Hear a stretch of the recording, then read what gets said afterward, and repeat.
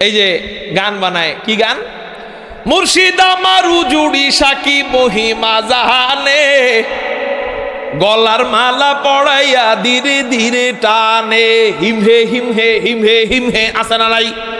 মুর্শিদ আমার হুজুরে সাকি মহিমা জাহানে, গলার মালা বানাইয়া ধীরে ধীরে টানে, হিমহে হিমহে হিমহে হিমহে হিমহে হিমহে হিমহে।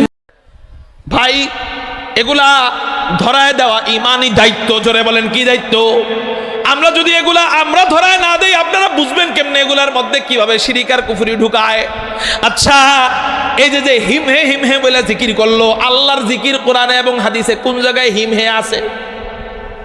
আচ্ছা, কোরআন হাদিসে না থাক, জিকিরটা তো আরবিতেই কইছে, তো আরবি বানান কেমনে? হিমহে বানান কেমনে? বানান কোন? আবার জিকির করে হু উ হু উ, আছে না নাই? হু আল্লাহ, হু আল্লাহ, হু আল্লাহ, হু আল্লাহ। নিশি হইলে যায় ফুল বনে দেবু মুরারে। আমি বানায় কইছি না, আপনারা শুনছেন এটা? তো শুই না যদি থাকেন, হু উ বানানটা কোন? কেউ একজন দ্বারা এখন যে হুজুর হু উ বানান আরবিতে আমি করতে পারি, দাঁড়ান, কে পারবেন? হাত উঠান। হু উ বানান করতে পারবেন? এই ধরনের ব্যক্তিরা যারা আল্লাহর জিকিরকে বিকৃত করে ফেলে, তারা তো যে আল্লাহ মালিকের নাম রে বিকৃত করে, সেই ব্যক্তিরা তো মালিকের শরীয়তকে, মালিকের ইসলামকে বিকৃত অটো করবে। বুঝেন নাই কথা? আল্লাহর নামটা বড় না শরীয়ত বড়? ওজনের দিক থেকে বলেন তো, সিরিয়ালের দিক, তারতিবের হিসাবে সিরিয়ালে প্রথমে আল্লাহর নাম বড় না আল্লাহর বিধান বড়? আল্লাহর নাম বিধানের চেয়েও বড়। যে নাকি, যারা নাকি, যেই দল নাকি আল্লাহর নামকে বিকৃত করতে পারে, এরা আল্লাহর বিধানকে বিকৃত করা এটা স্বাভাবিক বিষয়। বুঝতে পারেন নাই? এই জন্য অনুরোধ করব, আলেমরা যেই পরামর্শ দেয়, বড় ওলামায়ে কেরামদের দল, হুজুর কত দল আছে, কই যাবো? অমুক আলেমকে আমি বলো, তমুক আলেমকে আমি বলো, অমুক আলেমকে আমি বলো, তো হুজুর যাবো কোন দিকে? উত্তর, যে আলেমদের জামাত বড় সে আলেমদের কাছে যান। যেই আলেমদের জামাত বড়, এই আলেমদের কাছে যান। আলহামদুলিল্লাহ, সারা বিশ্বে সবচেয়ে ওলামায়ে কেরামদের সবচেয়ে বড় জামাত ওলামায়ে দেওবন্দ। আলহামদুলিল্লাহ বলেন, তাদের সাথে থাকেন ইনশাআল্লাহ। এত বড় জামাত একসাথে, আলেমদের এত বড় জামাত কখনো গুমরাহির দিকে যাবে না। আল্লাহ বুঝ দান করেন। হযরত আব্দুল্লাহ ইবনে সালাম উনি বলতেছেন, এটা মুহাম্মদ আসলে সত্য নবী না মিথ্যা নবী, আমি একটু যাচাই বাছাই করব। যাচাই বাছাই করার জন্য উনি তিনটা প্রশ্ন ঠিক করছেন। তাওরাত থেকে, জাবুর থেকে, ইনজিল থেকে উনি তিনটা প্রশ্ন ঠিক কইরা নবীজিকে যাচাই বাছাই করার জন্য যাইতেছেন। হযরত আব্দুল্লাহ ইবনে সালামকে অন্যান্য ইহুদিরা বলেন, ও আব্দুল্লাহ ইবনে সালাম তুমি কই যাও? আব্দুল্লাহ ইবনে সালাম বলে, কে নাকি নবী দাবি করছে, আমি একটু ওনারে আটকাইতে যাই। কয় তুমি একা যাবা কেন? আমরাও তোমার সাথে যাব। কয় চলো তাহলে। হযরত আব্দুল্লাহ ইবনে সালাম বিশাল বড় ইহুদিদের এক কাফেলা নিয়া নবীজিকে আটকানোর জন্য যাইতেছেন। নবীজিকে আটকানোর জন্য যাইতেছেন কেন? কয় জনগণের সামনে লজ্জিত করবেন, এটা আসলে মিথ্যা নবী, এটা প্রমাণ করে ছাড়বেন। হযরত আব্দুল্লাহ ইবনে সালামের নিয়ত দেখা মুসলমান হবে না, নবীজিকে আটকাবে, এই নিয়তে যাইতেছেন। হঠাৎ করে মসজিদে নববীর সামনে যখন পৌঁছে গেল, তখন নবীজির আওয়াজ শুনতে পায়। নবীজি তখন এই হাদিস তেলাওয়াত করতেছিলেন, সাহাবায়ে কেরামদেরকে সামনে নিয়া মিম্বরে বৈশা এই হাদিস বলতেছিলেন, আফশুস সালাম ওয়া আতঈমুত তুআম ওয়া সাল্লু বিল লাইল ওয়ান নাসু নিয়াম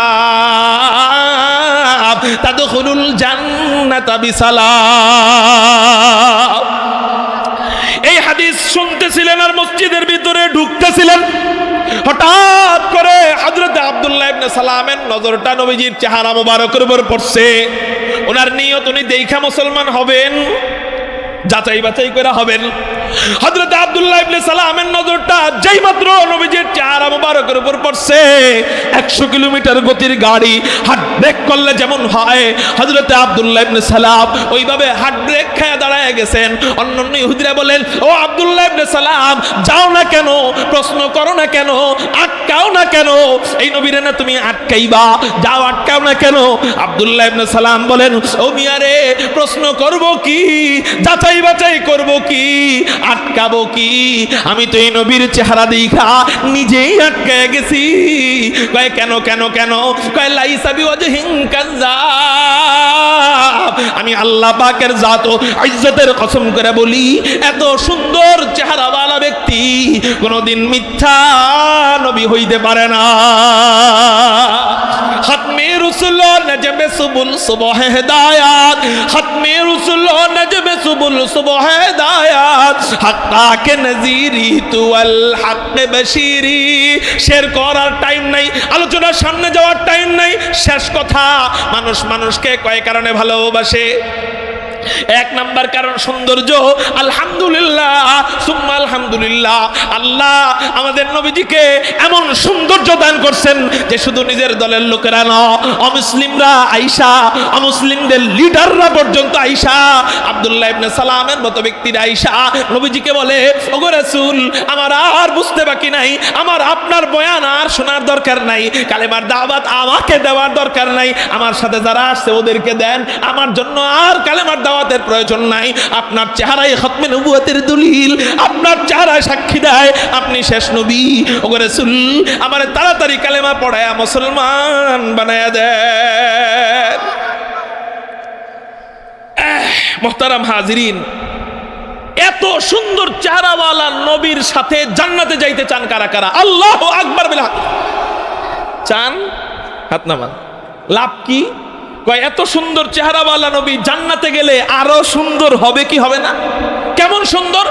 জান্নাতের পুরা সমস্ত জান্নাতের সৌন্দর্য এক পাল্লায়, আমার নবীর চেহারার সৌন্দর্য আরেক পাল্লায়। জান্নাতের সব সৌন্দর্যের চেয়ে আমার নবীর চেহারা আল্লাহর সৃষ্টির মধ্যে সবচেয়ে বেশি সুন্দর হবে। ওই দিন জান্নাতীরাও আফসোস করবে যারা নাকি নবীর পাশে জান্নাত পায় নাই। কার পাশে? তাহলে নবীর পাশে যদি জান্নাত পাইতে চাই, নবীর ওই চেহারা যদি কক্সবাজার যাও কেন সৌন্দর্য দেখার জন্য, জাফলং যাও কেন সৌন্দর্য দেখার জন্য, তো জান্নাতে যায় নবীর সৌন্দর্য 24 ঘন্টা যদি পাইতে চাই, নবীর সাথে জান্নাতে যাইতে হবে। আর নবীর সাথে জান্নাতে যাইতে গেলে নবীকে জীবনের চেয়ে বেশি ভালোবাসতে হবে। কথা 1 নাম্বার পয়েন্ট শেষ। 2 নাম্বার পয়েন্ট আধা মিনিটে। নবীকে ভালোবাসাবো কোন পদ্ধতিতে? মাকে ভালোবাসার যেই পদ্ধতি, বউকে ভালোবাসার কি এক পদ্ধতি না আলাদা পদ্ধতি? নবীজিকে ভালোবাসার একটাই পদ্ধতি, সেটা হলো মান আহাব্বা সুন্নতি ফাকাদ আহাব্বানি ওয়া মান আহাব্বানি কানা মাই ফিল জান্নাহ। একমাত্র পদ্ধতি নবীর সুন্নত, নবীর আদর্শ অনুযায়ী নবীজিকে ভালোবাসতে হবে। নবীর আদর্শ নিজের ব্যক্তি জীবন, পারিবারিক জীবন, সামাজিক জীবন, রাষ্ট্রীয় জীবন, এগুলাতে নবীজির আদর্শ মোতাবেক চালাতে হবে। নবী বলেন, আশেকে রাসূল লাগাইতে হবে না, তুই আমার সাথে জান্নাতে থাকবি। সুবহানাল্লাহ বলেন। কথা আর শেষ করতে পারলাম না, যতটুকু কইছি আল্লাহ আমাদেরকে একটুকু আমল করার তৌফিক দান করেন, আমিন। আসসালামু আলাইকুম ওয়া রাহমাতুল্লাহি ওয়া বারাকাতুহু।